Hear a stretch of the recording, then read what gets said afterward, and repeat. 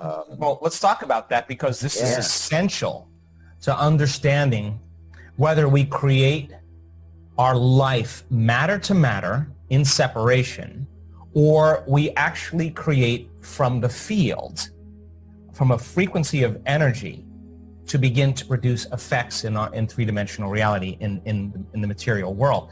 So you and I have been trained to pay attention in a certain way. Tie your shoe, watch the stairs, watch the car. You could fall down and break your neck. And the alarm of paying attention as a kid causes us to narrow our focus on the material world. We narrow our focus on physical things.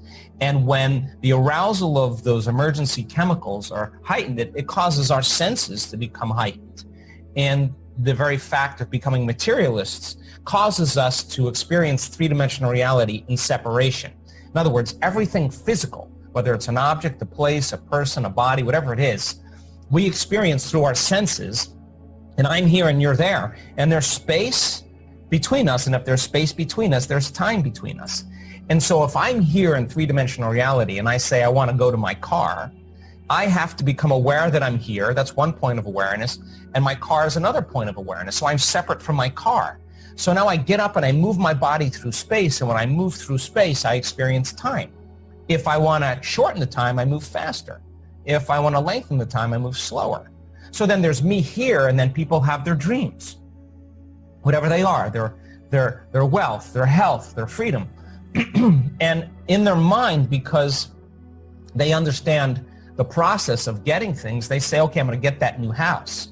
And they start dreaming about that new house. And then they say, okay, how am I going to get that house? Okay, I'm going to work more hours. I'm going to sacrifice and save these things. I'm going to do more of this. I'm going to work on the weekends.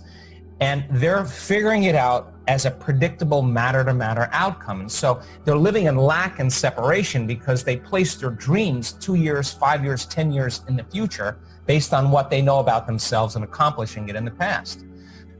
They're living, waiting for the event to occur in lack and separation so they can feel the emotion of the, well, why do people want abundance? They want to be free.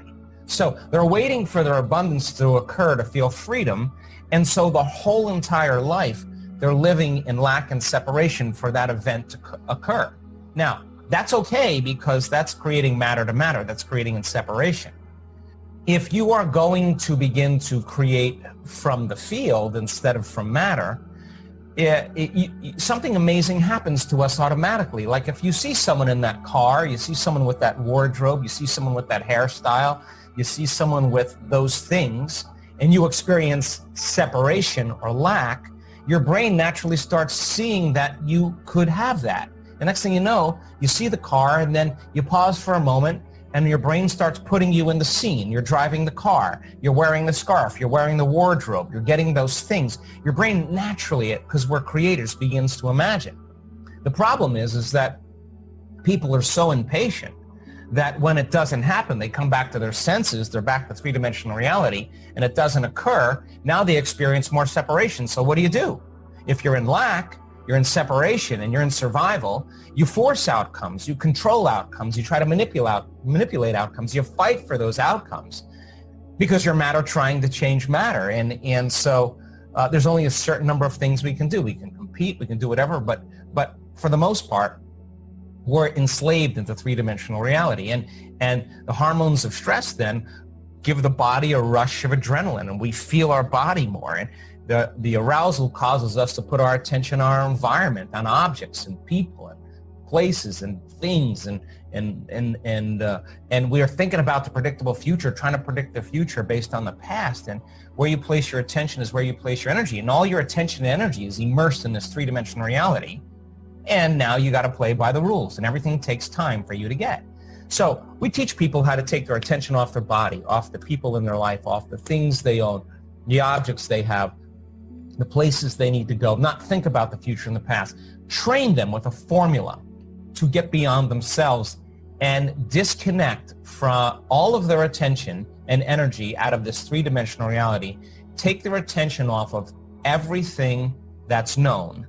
And if you do that properly and you're not aware of your body, if you're not aware of the people in your life that you identify with, you're not thinking about your cell phone or any object, You're not thinking about where you're sitting, where you work, where you need to go. You're not thinking about the future or the past. You're in the present moment. Then what are you? Your consciousness. And now that is the eye of the needle that passes you through to the quantum field. You can't enter that place as a somebody. You got to enter as a nobody. And turns out that our research shows that when people do this properly, now there's elegant changes that take place in the brain and in the heart. Now, all of a sudden, instead of in survival, drawing from that invisible field of energy and information surrounding your body and mobilizing it into chemistry, and the field around your body shrinks, you become more matter and less energy. When people dissociate from everything known in their life and they take their attention off of their body, their environment, and time, now all of a sudden, energy moves into the heart. We've measured this 1,000 times. Energy moves right back into the brain.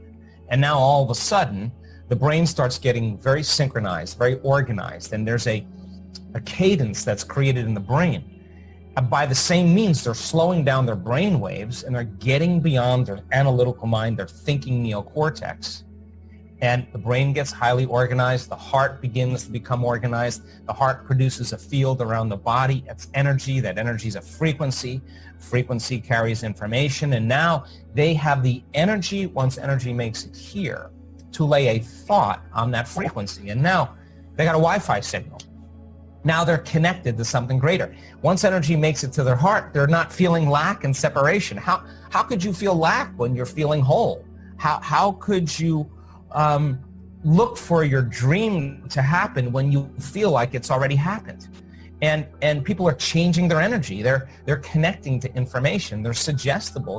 They're able to access frequency that's carrying information, not through their senses, but through the field. And when they do this properly, and we could actually predict it, there is a dramatic change that takes place in the person where they have an inner event that seems more real than any external event in their life. And this is the moment where they connect to something greater. And this is the moment where when they finish their experience and their inward process, they feel like it's already happened. Now, if you feel like your future has already happened, you feel the emotion before it's happened, you wouldn't be looking for it when it would happen, because that would mean you're separate from it. If you feel like it's happened, why would you look for it? There's no place to look. You're in the present moment. And it's this kind of energetic shift that begins to cause those synchronicities and those coincidences and all those wonderful events that start showing people, wow, I'm actually creating my life. Now, they're less responsive to the circumstances in their life, because the moment they start reacting to the circumstances, and I say to them, why did you react, or what's wrong with you? If they say, oh, it's that person that's causing me to feel and think this way, then they're back to the unconscious program of victimization. And so people start to figure it out, and they say, no person, no circumstance, no condition in my life is going to cause me to fall from this energy. And when they're in a different energy then, and if they keep practicing it, the word meditation means to become familiar with. You got to be able to maintain that internal order independent of any condition in your environment. And if you do that properly, you start seeing see feedback in your environment that you're creating from the field. And now you no longer have to go anywhere to get it. When there's a vibrational match between brain and heart coherence in some future, you got a radio signal and you're tuned into that frequency. Now you don't go through space to experience what you want. You're connected to that unified field. If you're connected to source, why would you go anywhere? You would draw it to you, and all of a sudden you start becoming the magnet to your experiences. And this is when it gets exciting, because when you're feeling wholeness and you're not feeling lack and you're not waiting for the event to occur, then all of a sudden wealth doesn't become as important. The moment you start feeling wholeness, that's when your healing begins.